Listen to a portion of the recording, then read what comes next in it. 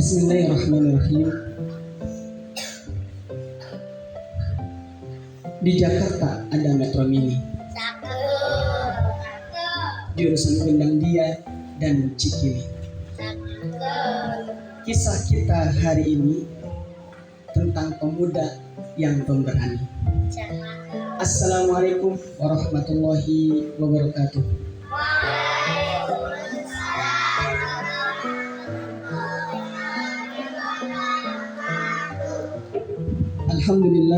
Alhamdulillahilladzi arsala rasulahu bil huda wa dinil haq yudhhirahu 'ala ad-dini kulli wa kafa billahi shahida. Asyhadu an la ilaha illallah wa asyhadu anna Muhammadan abduhu wa rasuluh. Allahumma inna nas'aluka 'ilman nafi'an wa rizqan thayyiban wa 'amalan mutaqabbala. Rabbi shrah li sadri wa yassir li amri wahlul 'uqdatam min lisani yafqahu qawli. Amma ba'du.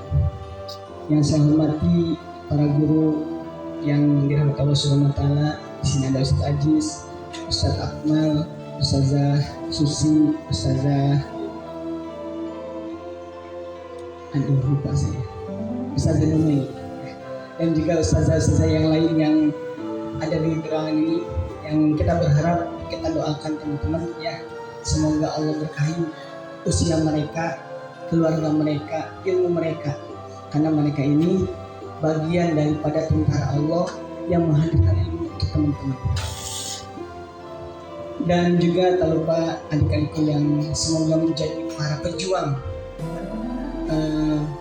umat ini, yang mana tugas Rasul itu nggak akan dilanjutkan oleh para nabi, tapi oleh teman-teman sebagai umatnya. Yang mudah-mudahan kita semua Allah karuniakan kemampuan untuk bisa meneladani Rasulullah dalam setiap aspek kehidupan kita. Tak lupa setelah kita bersyukur dengan mengucap alhamdulillah atas nikmat Allah yang hari ini di hari Jumat yang berkah, Allah kembali membangunkan kita dari tidur kita. Mari kita bersolat kepada teladan kita dunia akhirat, yaitu baginda Rasulullah Sallallahu Alaihi Wasallam, yang berkat perjuangan beliau sampai darahnya tertumpah, giginya patah, kasih sayangnya tetap tidak pernah pudar. Agar apa? Hidayah yang Allah titipkan kepada beliau sampai kepada kita. Oleh karenanya, maka pantaslah kalau misalkan kita bersolawat kepada beliau di setiap waktu, apalagi ini hari Jumat. Allahumma sholli alaihi. Baik para teman-teman yang dari Allah Subhanahu wa taala, sebagaimana yang saya sampaikan tadi di awal, hari ini saya akan berkisah tentang seorang pemuda yang berani. Kalau berbicara tentang pemuda, maka banyak pemuda itu. Kalau suruh nebak pasti banyak, A, B, C dan sebagainya. Dan saya yakin teman-teman juga pernah dengar nama ini.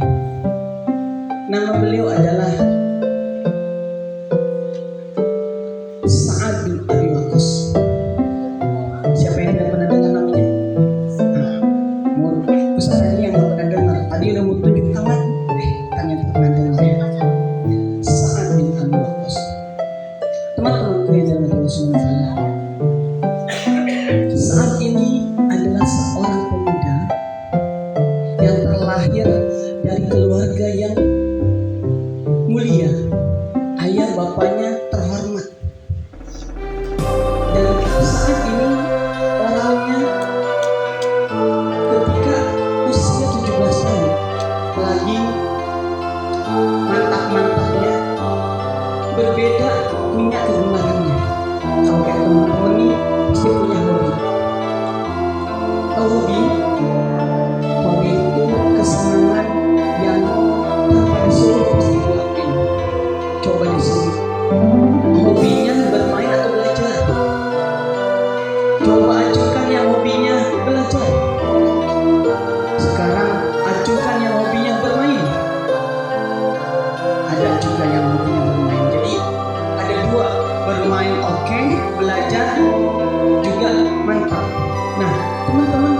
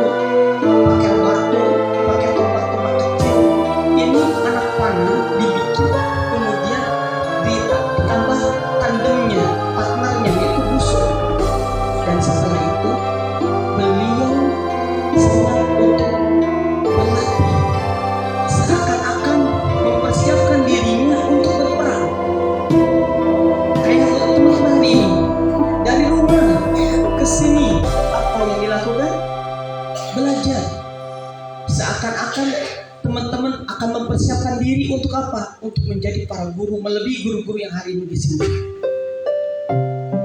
Karena teman-teman datang dari rumah ke sini juga sama berjuang. Nah, saat ini beda dengan yang lain. Orang lain main ini mainannya tadi apa namanya? Panah. Nah, tapi beliau meskipun demikian halus hatinya, beliau sangat mencintai kedua orang tuanya.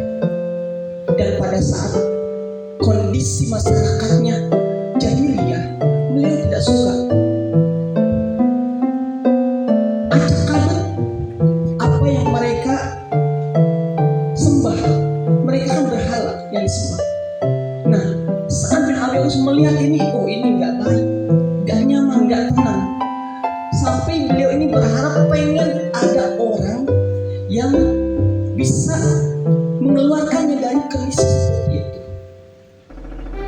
Dan ternyata Allah menjawab tak lama kemudian. Allah kirim seorang Rasulullah Sallallahu Alaihi Wasallam dari bangsa Quraisy. Masih ada sanak saudaranya, masih ada hubungannya. Karena Sa'ad bin Abi Waqqas ini adalah paman Rasulullah. Beliau keturunan dari Bani Zuhra, marganya ibunya. Jadi masih ada hubungannya. Jadi Sa'ad bin Abi Waqqas ini paman Rasulullah dari jalur ibu. Nah, ketika Rasulullah datang, ada yang namanya informasi bahwa beliau ini mengajar secara diam-diam. 3 hari sebelum hari keislaman Sa'ad bin Abi Waqqas, beliau ini bermimpi kembali. Bermimpi, dalam mimpinya ini beliau ada dalam kegelapan. Kegelapan di dalam kegelapan. Beliau bingung, terombang-ambing dalam kegelapan. Dan pada saat gelap itu menyelimuti dirinya, dia bingung bahwa adalah bulan purnama. Bulan purnama terlihat dan ia langsung menuju bulan tersebut, ingin melihat, ingin selamat dari kegelapan. Dan ketika sedang mengikuti bulan tersebut, ternyata dia melihat ada 3 orang yang berlari melebihi dia dari depan. Ternyata di sana ada Zaid bin Harithah, ada Ali bin Abi Thalib, ada Abu Bakar As-Siddiq. Ketika jumpa, ditanya sama Sa'ad bin Waqqas, sejak kapan kalian ada di sini? Maka kata mereka, baru saja. Nah, setelah bangun tidur di siang hari, ingat dengan mimpinya, maka saat ini tercerahkan dengan harapannya tadi. Oh, mungkin ini adalah apa yang menjadi kebimbangan hatinya. Dan terdengar bahwa Rasulullah emang mengajak secara diam-diam dari pintu ke pintu untuk mengajak mereka masuk Islam. Maka pada siang hari itu Sa'ad bin Abi Waqqas langsung berjalan ke Bukit Ziyad, salah satu bukit di Mekah, dan di sana berjumpa dengan Rasulullah Sallallahu Alaihi Wasallam yang baru menyelesaikan sholat asar. Dan disitulah Sa'ad bin Abi Waqqas menyatakan keislamannya. Enggak ribet, karena memang sedang dirindukan teman-teman. Dari keadaan yang memang hatinya tidak merasa nyaman, dia mendapatkan jawaban.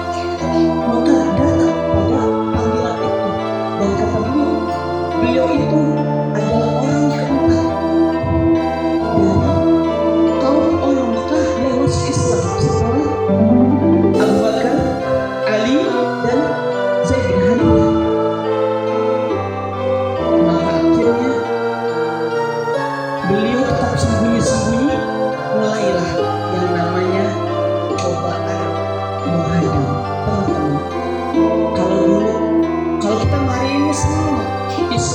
dilahir langsung muslim. Dulu mah ketika melabeli dirinya sebagai muslim banyak cacian, makian, omongan dari kaum musyrikin. Dan yang terberat buat Sa'ad bin Abi Waqqas adalah ujian ketika ibunya tahu bahwa Sa'ad masuk Islam. Tatkala ibunya tahu Sa'ad ini mau masuk Islam, maka ibunya berkata, "Wahai Sa'ad, agama apa yang kau anut sehingga memalingkan dirimu dari agama ibu dan bapakmu? Demi Allah, kamu harus keluar dari agamamu, atau aku tidak akan makan dan minum sampai aku mati. Engkau akan bersedih atas keputusanmu, dan engkau akan dicengkram oleh kegundahan atas perbuatanmu, dan orang lain akan mencelamu seumur hidup." Kata-kata ibunya ini masuk ke dalam pikiran anaknya. Saat ini mencintai ibunya, selalu datang meskipun orang ibunya ini bukan muslim. Dan ternyata ibunya bukan menggertak semata atau gertak, cuma ngancem, bukan cuma bilang kalau kamu nggak masuk, nggak keluar dari Islam, aku gak makan. Bukan cuma itu doang, beneran ibunya gak makan berhari-hari, maka tubuhnya menjadi lesu, tulangnya menjadi rapuh, dan ingatannya pun menjadi lumpuh. Tapi Sa'ad selalu datang kepada ibunya, minta untuk makan, minum, datang sebagai anaknya.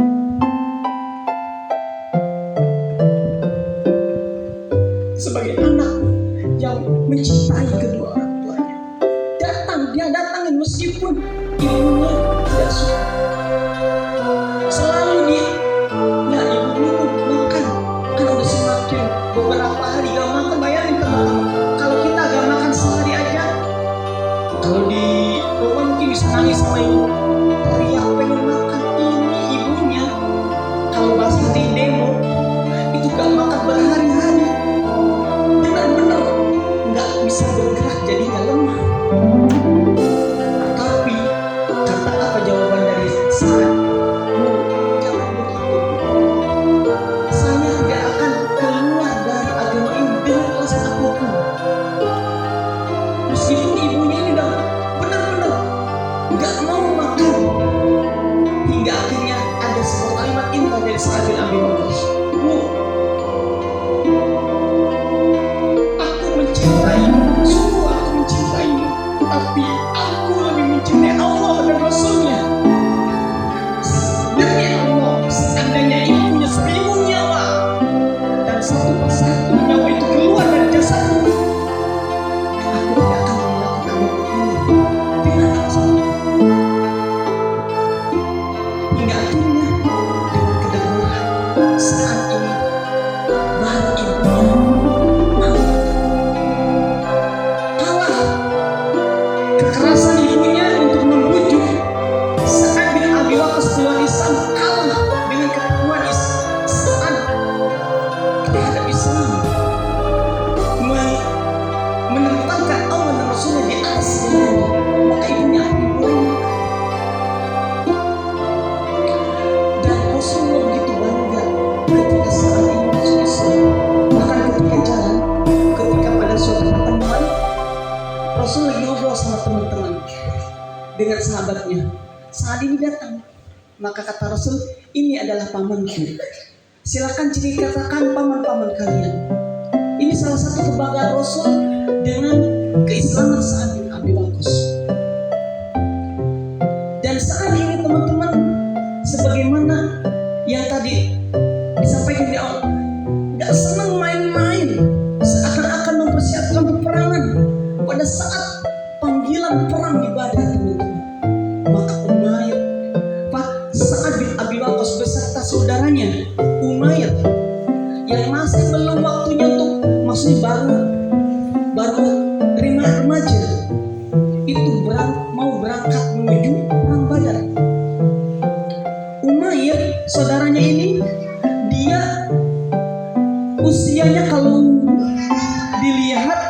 maka pasti dipulangkan sama Rasul. Maka Umair ini ngumpet bagaimana supaya tidak kelihatan sama Rasul. Ternyata Rasul pas lagi ngecek pasukannya aku berangkat ke Badar, terlihatlah Umair. Maka dipanggillah Umair dan disuruh supaya tidak ikut berperang. Tapi Umairnya langsung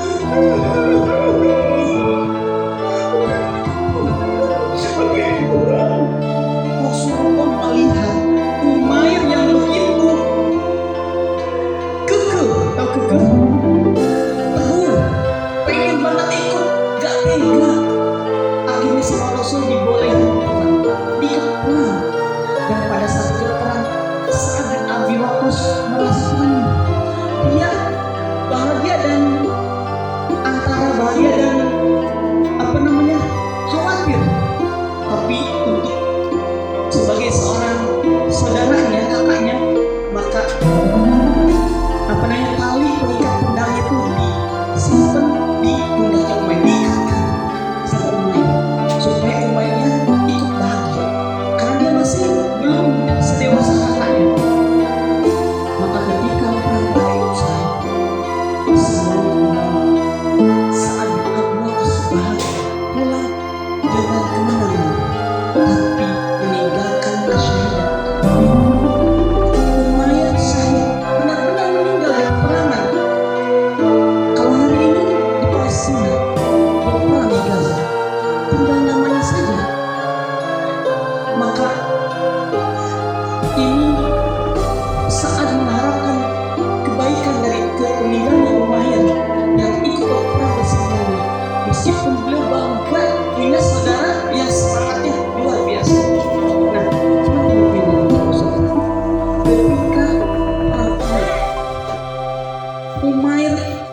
Umair sudah tidak ada. Ketika perang Uhud, kaum muslimin terkocar-kacir, meninggalkan Rasulullah.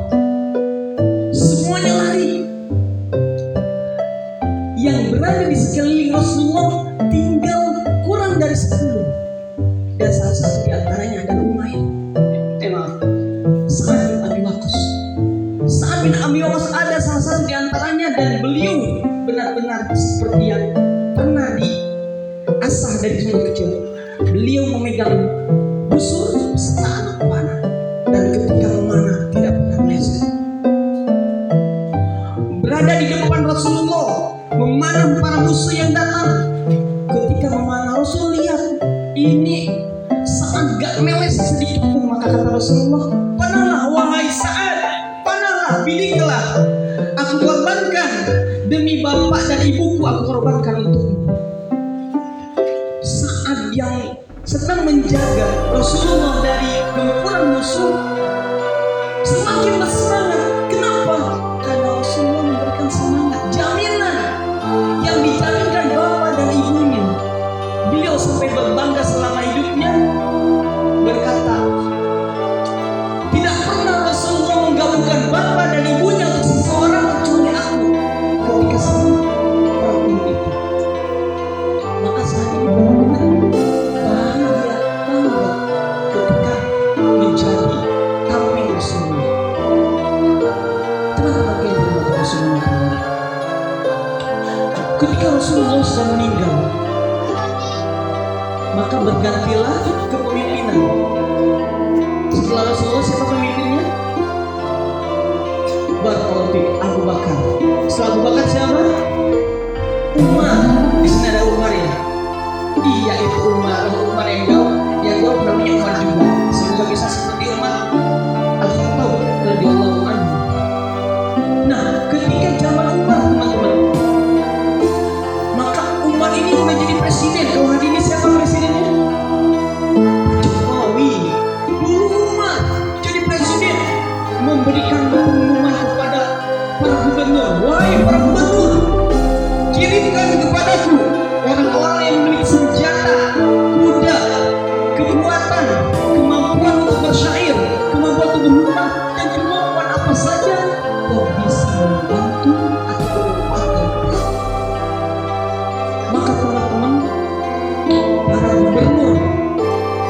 mendapatkan surat dari Umar bin Khattab, itu mengirimkan pasukan yang seperti yang diminta oleh Umar bin Khattab, dan banyak di sana.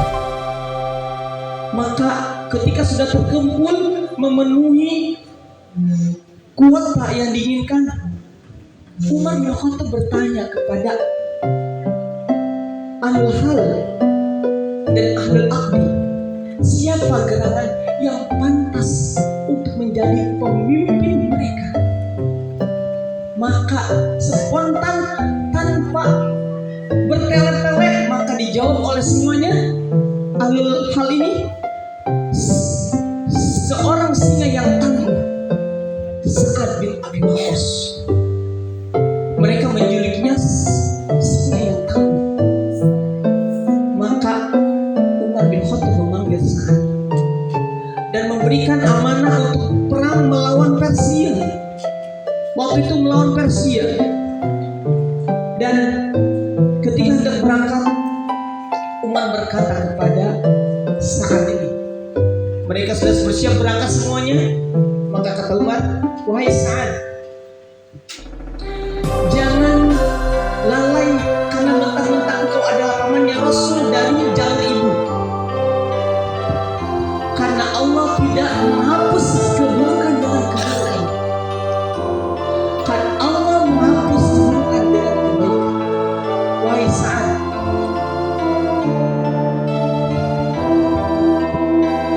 Allah hanya akan membantu orang-orang yang taat. Allah adalah Tuhannya orang, hamba-hamba yang mencintainya. Maka cintailah Allah, karena engkau akan mendapat apa yang ada di sisinya dengan ketaatan. Dan Rasulullah SAW berjalan di jalan yang hak, maka peganglah itu. Ini adalah pesan dari Umar bin Khattab kepada Sa'ad selaku pemimpin pada waktu itu. Maka akhirnya semuanya bergerak menuju Persia. Dan pada saat sudah sampai di kondisi di situlah pertarungan beradu beberapa hari, dan di hari terakhir Al-Harith, disebut hari terakhir namanya Al-Harith, itu karena suasana di sana itu yang terdengar bukan lagi bukan karena itu, tapi tang-teng tong perang. Makanya disebut Al-Harith, hari yang suaranya suara peperangan, suara senjata. Maka disitulah kaum muslimin menang dan kaum Persia kalah, dan mereka tidak mau memiliki lagi kekuasaan setelahnya. Karena waktu itu Islam menang, dan ini adalah sebuah kemenangan gemilang dari seorang pejuang atau komandan, yaitu Sa'ad bin Abi Waqqas. Mereka mendapatkan ghanimah yang besar, ghanimah yang luar biasa. Kalau hari ini hartanya melimpah, tapi itu tidak membuat kaum muslimin begitu berbangga diri. Mereka tetap menganggap ini adalah anugerah dari Allah Subhanahu wa taala. Teman-temanku yang dirahmati Allah Subhanahu wa taala, saat ini Sa'ad bin Abi Waqqas, karena beliau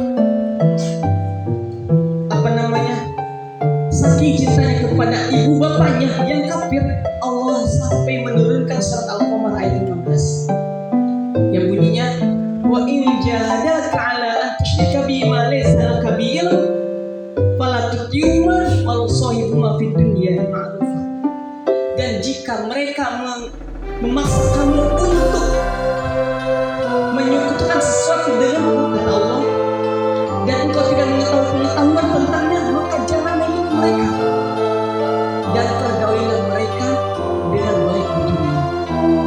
Ini Allah firmankan ketika tadi saat bin Abi Waqqas berdialog dengan ibunya, yang ibunya memaksa Sa'ad untuk keluar dari Islam, tapi Sa'ad tetap berperilaku baik terhadap ibunya.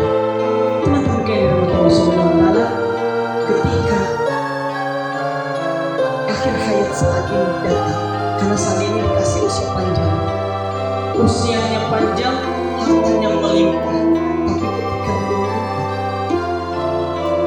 beliau mengeluarkan selembar kain, wow,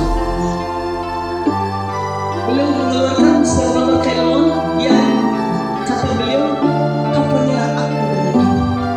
Aku berperang melawan kaum musyrikin pada saat Badar dengannya, dan aku ingin berjumpa dengan Allah dengannya. Maka ini adalah wasiat dari Sa'ad bin Abi Waqqas kala menjelang matinya, dan ini juga bisa menjadi pelajaran bahwa teman-teman hari ini pakai baju yang putih, ini berjuang ke sini untuk menuntut ilmu, ini nanti akan menjadi saksi. Kalau saat tadi pengen jumpa Allah dengan kain yang dipakai ketika berperang di perang Badar, maka teman-teman juga bisa menjadikan pakaian yang ini menjadi saksi. Baju putihnya, kerudung hitamnya, pecinya. Tapi kalau peci nggak mungkin pakai buat tadi ketika meninggal ya. Kalau kerudung mungkin bisa seperti Sarah. Pakaian yang dipakai perang untuk jadi kain kafannya. Sebagaimana dulu Siti Khadijah minta kepada Fatimah supaya minta kain yang ketika mendapatkan wahyu itu buat kafan Siti Khadijah.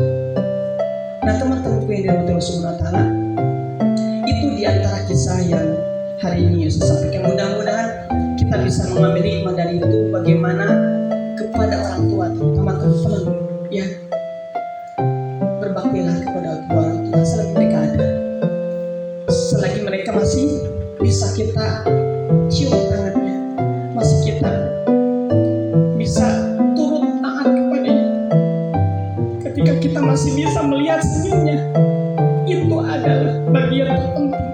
Karena kalau sudah ada di bawah kubur, udah gak bakal bisa lagi kita cium tangannya. Kita tidak akan pernah bisa lagi naktir mama, naktir bapak. Maka manfaatin nanti kalau ibunya teman-teman pulang datang ke sini jemput, sayang mereka, peluk mereka, nanti di orang Sabtu Ahad nikmati kebersamaan bersama keluarga. Mudah-mudahan Allah memberkahi teman-teman semua bersama keluarga dengan ilmu dan keberkahan. Barakallahu fikum. Kurang lebih yang dimaafkan. Assalamualaikum warahmatullahi wabarakatuh. Waalaikumsalam warahmatullahi wabarakatuh. Jazakumullahu khairan ya Ustaz.